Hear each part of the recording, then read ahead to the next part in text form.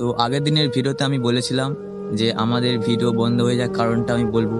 তো বলছি, আমাদের ভিডিওটা না একটা অ্যাক্সিডেন্টের ফলেই বন্ধ হয়ে গেছিলো। অ্যাক্সিডেন্টই বলা চলে। তো একটা ভিডিও দেখাচ্ছি, আমরা দেখুন। এরকমভাবে আমার ভাই গাছে ওঠার চেষ্টা করছিল, নিচ থেকে গাছে ওঠার চেষ্টা করছিল। মানে ওটা একটা ভিডিওর শটই চলছিল, মানে ভিডিওটি তৈরি হচ্ছিল। তো আমার আমার পার্ট ছিল আমি গাছের ওপরে থাকবো, আমি একটা কাঠারি নিয়ে উঠছিলাম গাছে। তো আমার ভাই তখন নিচে ছিল। উঠতে উঠতে না হঠাৎ করে কীভাবে বুঝতে পারি না, কাঠারিটা পড়ে যায়।